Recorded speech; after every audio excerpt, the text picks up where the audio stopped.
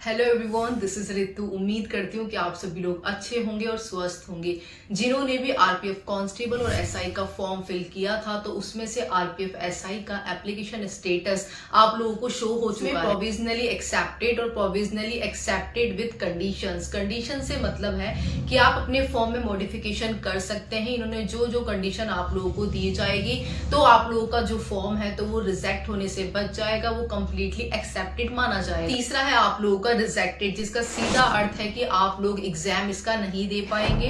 देखिए, रिजेक्ट आप लोगों का फॉर्म किस बेस पे हुआ है तो वो भी आप लोगों को इसमें मेंशन कर दिया जाएगा। और मैं तो ये चाहती हूँ कि रिजेक्शन से बढ़िया तो ये है कि आप लोगों का प्रोविजनली एक्सेप्टेड हो जाए विद कंडीशंस के साथ, ताकि आप लोगों को एटलीस्ट एक मौका तो मिल ही जाएगा रिजेक्शन से पहले। अब आपका स्टेटस क्या रहा है वीडियो खत्म होने के बाद मुझे कमेंट करके बता देना। स्पेशली सेकंड वाली जो कंडीशन है, मुझसे जो हेल्प होगी मैं आप लोगों के लिए करूंगी। इसीलिए अभी तक मेरे चैनल को जिन्होंने सब्सक्राइब नहीं किया हुआ है तो पहले तो वो लोग सब्सक्राइब कर ले, क्योंकि यहाँ पर आप लोगों को एकदम सटीक और ऑथेंटिक जानकारी ही दी जाती है। और बहुत जल्द हमारी YouTube फैमिली 2 लाख की होने वाली है, जिस पर मेरी पूरी कोशिश रहेगी कि ज्यादा से ज्यादा जरूरतमंद बच्चों को जो कि एसएससी, रेलवे या फिर दिल्ली पुलिस कांस्टेबल की तैयारी में लगे हुए हैं उन तक फ्री ऑफ कॉस्ट बुक पहुंचाई जाए। तो हमारी 2 लाख फैमिली होने में अपना कीमती कंट्रीब्यूशन जरूर दे। तो अब शुरुआत कर लेते हैं मेरे आरपीएफ कांस्टेबल के स्कोर से।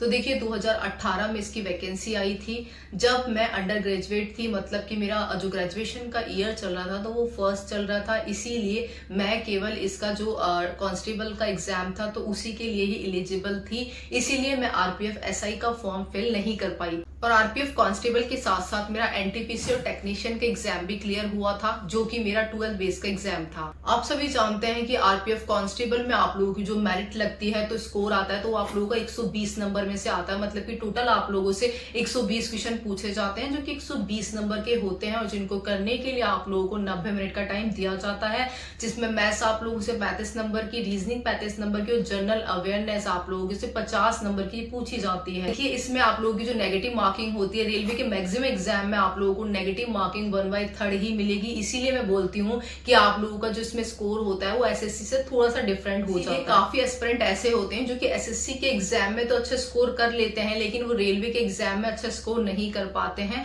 और इसके पीछे भी काफी बड़ा रीजन है, जिसके बारे में आप लोगों को सेपरेटली एक अलग से वीडियो में प्रोवाइड करवा दूंगी, जो कि स्पेशली इसकी स्ट्रेटेजी वीडियो, कैसे अलग अलग सब्जेक्ट में आप लोगों से क्वेश्चन पूछे जाते हैं, कौन सा इंपॉर्टेंट टॉपिक होता है जो इन सारे सब्जेक्ट में से सबसे ज्यादा पूछा जाता है, क्या टिप्स होती है, किस अकॉर्डिंग इसमें अच्छा स्कोर किया जाता है, जिसके लिए आप लोगों को 2 से 3 दिन का वेट करना पड़ेगा। लेकिन तब तक आप लोगों के पास ये इंपॉर्टेंट बुक्स होनी चाहिए। पहला तो सभी सब्जेक्ट की chapter wise solve paper book, और दूसरा आप लोगों के पास एक प्रैक्टिस सेट जरूर होना चाहिए जो कि आप लोगों की तैयारी को एक नेक्स्ट लेवल पर लेकर जाता है। ये बुक्स आप लोगों को किरण पब्लिकेशन की भी मिल जाएगी, जिसमें आप लोगों को सारे शिफ्ट के एग्जाम पेपर दिए हुए हैं। इन सभी सब्जेक्ट के सॉल्व पेपर आप लोगों को टाइप वाइज और चैप्टर वाइज दिए हुए हैं। बाकी इन सब्जेक्ट में अच्छा स्कोर कैसे करना है, पर्टिकुलर चैप्टर से कौन कौन से इंपॉर्टेंट क्वेश्चन है जो कि आप लोगों को मेन एग्जाम में देखने को मिलेंगे, क्या इंपॉर्टेंट टिप्स है, वो सभी के लिए आप लोगों को मेरी स्ट्रेटेजी वाली वीडियो का वेट करना पड़ेगा। और जिनको बुक्स का लिंक नहीं मिलता है तो मैं डिस्क्रिप्शन बॉक्स में आप लोगों के लिए प्रोवाइड करवा दूंगी। अब देखिए, हमारी जो कट ऑफ लगी थी तो वो ग्रुप वाइज लगी थी, जैसे कि ABCDE। तो मैंने जो फॉर्म अप्लाई किया था तो वो ग्रुप डी से किया था। ग्रुप डी के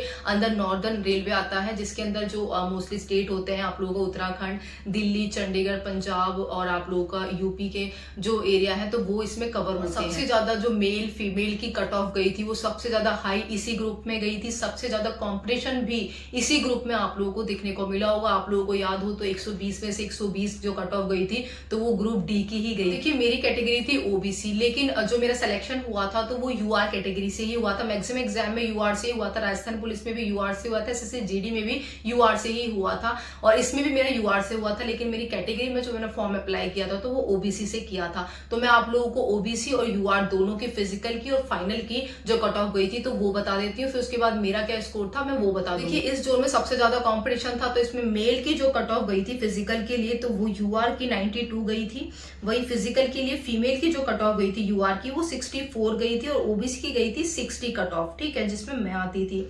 और जो फाइनल कट ऑफ गई थी यूआर की तो वो गई थी फीमेल की 74 यूआर में, और ओबीसी की गई थी 71। अब देखिए जो मेरा रो स्कोर था तो वो 76.17 के आसपास था, जो कि बढ़कर मेरा जो नॉर्मलाइजेशन हुआ था तो वो 81 नंबर पर पहुंच गया था। देखिए मुझे भी बहुत खुशी होती अगर मैं आज आप लोगों के सामने स्क्रीन पर अपना स्कोर कार्ड दिखाती, लेकिन लिटरली उस टाइम मैं आईआईटी एस्पिरेंट थी। उसके बाद जब मैं जस्ट गवर्नमेंट जॉब के फील्ड में आई थी तब 2020 तक मेरे पास लिटरली कीपैड फोन ही था। मैं अपना स्कोर चेक करने के लिए, रिजल्ट चेक करने के लिए जो साइबर कैफे है वहां पे जाया करती थी। और आप लोगों ने मोस्टली देखा भी होगा जो आईआईटी एस्पिरेंट होते हैं, नीट एस्पिरेंट होते हैं, तो वो आज भी कीपैड फोन ही यूज करते हैं, क्योंकि 16-16 घंटे उन लोगों को प्रिपरेशन करनी होती है, स्टडी करनी होती है। तो मोबाइल का यूज तो बिल्कुल केवल फोन पे बात करने के लिए होता था। देखिए आरपीएफ मेरा पहला एग्जाम था जो कि गवर्नमेंट जॉब से रिलेटेड था, जिसका रिजल्ट पॉजिटिव आया था, जिसका रिजल्ट होली के आसपास आया था। तो उस टाइम मैं काफी ज्यादा खुश हुई थी, उसको देख करके फैमिली भी काफी खुश हुई थी। लेकिन मुझे कोई आइडिया नहीं था कि फिजिकल का भी एक पड़ाव बाकी है जो कि मेरी नौकरी और मुझसे काफी दूर है। तो जिसको मैं नहीं कर पाई थी, तो मुझे उस चीज का हमेशा दुख रहेगा कि मैं अपना पूरा 100% नहीं कर पाई। लेकिन उस टाइम प्रॉपर गाइड भी नहीं था, किसी ने मुझे गाइडेंस भी नहीं दिया कि किस अकॉर्डिंग आप लोगों को प्रिपरेशन करनी है या फिर फिजिकल की तैयारी करनी है। तो मैं वहां पर जाकर फेल हो गई थी। तो मेनली कहा जाए तो मेरी जो फाइनल मेरिट तक का जो स्कोर था वो काफी अच्छा था। अगर मैं वहां पे उस टाइम पे फिजिकल क्लियर कर लेती तो मेरी जो सबसे पहले नौकरी लगती तो वो आरपीएफ कांस्टेबल की। इसलिए मैं आप लोगों को वर्दी वाली मैक्सिमम वैकेंसी में यही बोलती हूँ, जो कि मेरा खुद का पर्सनल एक्सपीरियंस रहा है, फिर वो चाहे एसएससी जीडी हो या फिर आरपीएफ हो या फिर राजस्थान पुलिस या फिर दिल्ली पुलिस, कि जब आप लोगों का एग्जाम हो जाए तो उसके तुरंत बाद ही आप लोग फिजिकल की तैयारी में लग जाए। मेरिट का आप लोग बाद में सोचना। ऐसे ही अभी कुछ टाइम बाद आप लोगों के यूपी पुलिस कांस्टेबल का फिजिकल होना, और अभी भी काफी बच्चे बैठे हुए हैं कट ऑफ को देख करके या फिर फाइनल मेरिट का डिसाइड करके। तो मैंने उनको भी समझाया था, वो लोग भी काफी परेशान हो रहे थे। जब मैंने अपनी कट ऑफ वाली वीडियो बनाई थी तो मैं उनको वापस एक चीज क्लियर कर देती हूँ कि अभी आप लोग मेन फोकस अपना फिजिकल पर करिए।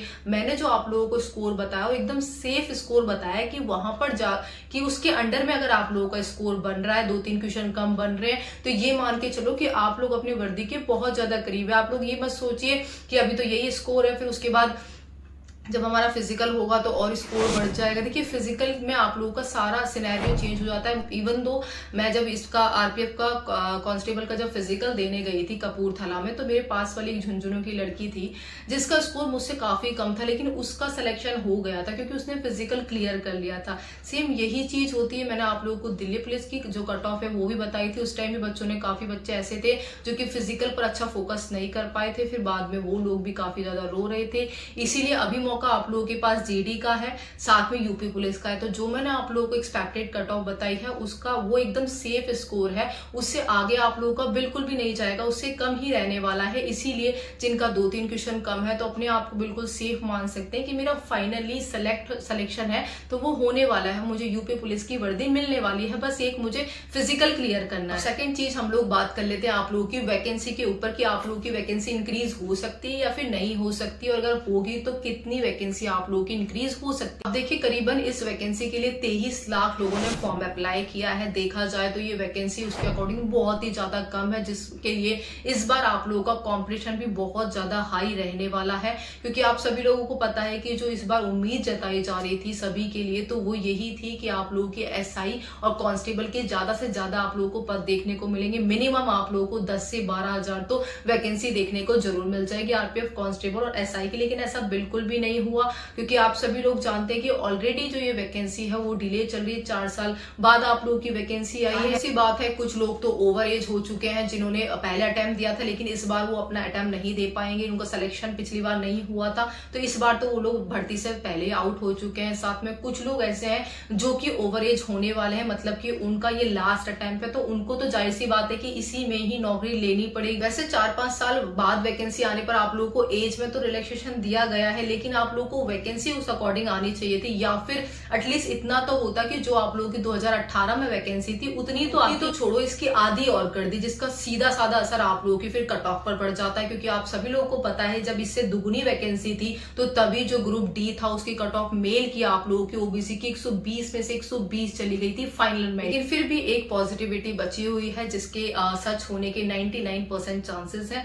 आप लोगों ने कुछ दिन पहले एक न्यूज़पेपर की कटिंग देखी होगी जिसमें आप लोगों के लिखा हुआ था कि लोको पायलट सहित आरपीएफ की 18,000 वैकेंसी पर भर्ती का प्रोसेस करवाया जाएगा। अब एक चीज मैं आप लोगों को बता दूं कि कभी भी आप लोगों की लोको पायलट की एक साथ इतने हजारों के पदों पर भर्ती कभी भी नहीं होती है। तो आप लोगों की जो मैक्सिमम वैकेंसी जाएगी तो वो आरपीएफ की तरफ ही जाएगी, जिसमें से भी आप लोगों के एसआई की थोड़ी कम बढ़ेंगी, ये आप लोग गारंटी के साथ मैं कह देती हूँ। लेकिन आप लोगों की जो कांस्टेबल है तो उनके जो नंबर्स हैं उनकी वैकेंसी बहुत ज्यादा बढ़ने के चांसेस है। इससे पहले वाली जो भर्ती थी आरपीएफ कांस्टेबल एसआई की, तो उसमें टोटल आप लोगों के 9,739 पद निकले थे, जिसमें से कांस्टेबल के आप लोगों के 4403 थे, वहीं फीमेल के आप लोगों के 4216 पद थे।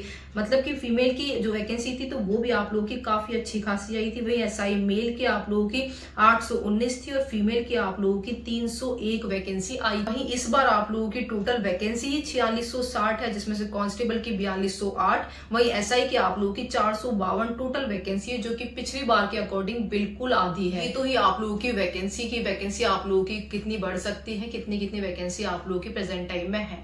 अब हम लोग बात कर लेते हैं इसके एग्जाम की, जो कि सबसे बड़ा आप लोगों का क्वेश्चन हो सकता है, क्योंकि आप लोगों के एप्लीकेशन स्टेटस है तो वो भी अब शो होना शुरू हो चुके हैं, जिसकी वजह से आप सभी लोग जानते हैं कि थोड़ी सी जो क्यूरियोसिटी होती है वो तो बढ़ी जाती है कि हाँ अब हमारा एग्जाम होने वाला है, क्योंकि काफी टाइम हो चुका है इसके फॉर्म अप्लाई किए हुए। तो देखिए सबसे पहले तो आप लोगों का एएलपी के एग्जाम होने के सबसे ज्यादा चांसेस है। उसका रीजन ये है कि इसका फॉर्म पहले अप्लाई हुआ था, तो इसके चांसेस आप लोगों के सबसे ज्यादा बन रहे, इसका वेट बहुत ज्यादा हो रहा है। रेलवे में यही होता है कि एक टाइम पर केवल आप लोगों की एक वैकेंसी को ही कंप्लीट करवाया जाता है, मतलब कि उसका एग्जाम सेंटर वगैरह जो भी होते हैं तो वो सारा एक भर्ती के लिए ही किया जाता है। उसके बाद ही आप लोगों का जो नेक्स्ट एग्जाम होता है तो उसको दे दिया जाता है। देखिए नवंबर से पहले मतलब कि अक्टूबर में तो आप लोगों के एएलपी के एग्जाम होने की बिल्कुल ही लेस पॉसिबिलिटी है कि आप लोगों का एग्जाम अक्टूबर में एएलपी का कंडक्ट करवा लिया जाए। लेकिन हाँ अगर आप लोगों का जो एएलपी का एग्जाम है वो नवंबर में चला जाता है, नवंबर 15 से भी अगर शुरू हो जाता है तो लगभग एक महीना आप लोग मान सकते हैं, एक महीना बाद आप लोगों का जो आरपीएफ का एग्जाम कांस्टेबल का एग्जाम है तो वो आप लोगों का करवा लिया जाए। इसका मतलब कि आप लोगों का जो पूरे चांसेस हैं आरपीएफ कांस्टेबल और एसआई के एग्जाम के लिए तो वो आप लोगों के 15 दिसंबर के बाद से ही। अब देखिए मैं आप लोगों को फिर से कहूंगी कि लाखों की भीड़ में से आप लोगों को एक सीट लेने के लिए आप लोगों के पास अब पर्याप्त टाइम नहीं रहा है। देखा जाए तो आप लोगों के पास एक अच्छा खासा टाइम अभी भी बचा है, जिसमें आप लोग एक अच्छा स्कोर करके इसमें सिलेक्शन लेकर वर्दी पहन सकते हैं। लेकिन डिपेंड करेगा सब कुछ आपके ऊपर कि इस बेरोजगारी के टाइम पर आप लोगों को किस्मत से मिला एक मौका, जहां पर आप लोग अंडर एज हैं, आप लोगों की क्वालिफिकेशन कंप्लीट हो चुकी है, आप लोग फिजिकली फिट है, मेंटली फिट है, एग्जाम क्लियर कर सकते हैं, सब कुछ क्लियर कर सकते हैं। वहां अगर आप लोगों ने इस मौके को खो दिया, आप लोग सरकारी नौकरी नहीं लगे तो आप लोगों को एग्जाम के धक्के खाते रहना पड़ेगा। इसलिए अब बिना सोचे समझे इसकी तैयारी के लिए आप लोग सीरियस हो जाए, और मेरी पूरी कोशिश रहेगी जो नेक्स्ट में स्ट्रेटेजी वीडियो रहने वाली है तो वो आप लोगों के लिए बेस्ट टू बेस्ट रहेगी, जिसमें मैं आप लोगों को आरपीएफ से रिलेटेड आपके जो भी सब्जेक्ट में जो भी इंपॉर्टेंट की पॉइंट्स हैं जो मेरे सामने आए थे, क्या जो इसमें सिलेबस है वो ज्यादातर आप लोगों से पूछा जाता है, किस तरीके से आप लोगों को क्वेश्चन पेपर वहां पे अटेम्प्ट करना है। क्योंकि मैंने भी पहली बार ही इसका एग्जाम दिया था, पर्टिकुलर इसकी मैंने तैयारी भी नहीं करी थी। मैं उस टाइम पर केवल मेरे को दो महीने हुए थे जब मैं एसएससी और जो रेलवे है इनके एग्जाम के बारे में देख रही थी कि किस तरीके से इनकी प्रिपरेशन होती है, किस तरीके से सब्जेक्ट होते हैं। क्योंकि मैं एक आईआईटी एस्पिरेंट थी जहां पे मेरे को इंजीनियरिंग फील्ड में जाना था और मैं एक गवर्नमेंट फील्ड में जा रही थी बीए लेकर के। तो आप लोग सोच सकते हैं जब मैं उस डिफिकल्ट टाइम से केवल 2 महीने में इन सारे एग्जाम्स को क्लियर कर सकती हूँ जो मेरे सामने आए थे, तो आप लोग तो ऑलरेडी 2 से 3 साल, कोई 1 साल, कोई 6 महीने से प्रिपरेशन कर रहा है। फिर वो चाहे एसएससी की हो, जीडी की हो, आप लोगों की DSSB की हो, यूपी पुलिस की हो, सभी लोग किसी ना किसी एग्जाम की तैयारी में लगे हुए हैं। वो भी एस्पिरेंट उस वीडियो को चाहता है सीरियसली तो मुझे कमेंट करके जरूर बताना। साथ में मेरी जो इंस्टाग्राम आईडी है वो उसको आप लोग फॉलो कर ले, वहां पर भी आप लोग मुझसे पर्सनली क्वेरी पूछ सकते हैं। देखिए काफी ज्यादा मैसेज हो जाते हैं, अकेली मैं संभालने वाली हूँ तो आप लोगों को थोड़ा सा सब्र रखना है। एक एक करके मैं सबके रिप्लाई करने की कोशिश करती हूँ। साथ में आप लोग मेरी जो इंस्टाग्राम की स्टोरी है प्लीज उसे जरूर चेक करिए, वहां पे मैं आप लोगों को इंपॉर्टेंट चीजें हैं जो कि आप लोगों को मैसेज का रिप्लाई नहीं कर पाती हूँ तो वहां पर भी आप लोगों को प्रोवाइड करवा देती हूँ। जैसे कि मैंने आप लोगों को एसएससी जीडी का जो इंपॉर्टेंट मैथ्स का, रीजनिंग का और जनरल अवेयरनेस का जो सिलेबस है, जहां पर सबसे ज्यादा क्वेश्चन पूछे जाते हैं, इंपॉर्टेंट क्वेश्चन, इंपॉर्टेंट टॉपिक कौन कौन से हैं, तो वो सभी मैंने आप लोगों को स्टोरी पर ऑलरेडी प्रोवाइड करवा रखा है। साथ में कम्युनिटी पोस्ट को भी आप लोग मेरी जरूर चेक किया करें, जो कि यूट्यूब के अंदर होती है। वहां पर भी मैं आप लोगों को पीडीएफ हो गए या फिर आप लोगों की जो भी इमेजेस होती है इंपॉर्टेंट, वो आप लोगों को वहां पे प्रोवाइड करवाती रहती हूँ। बाकी मिलते हैं नेक्स्ट वीडियो में। जय हिंद।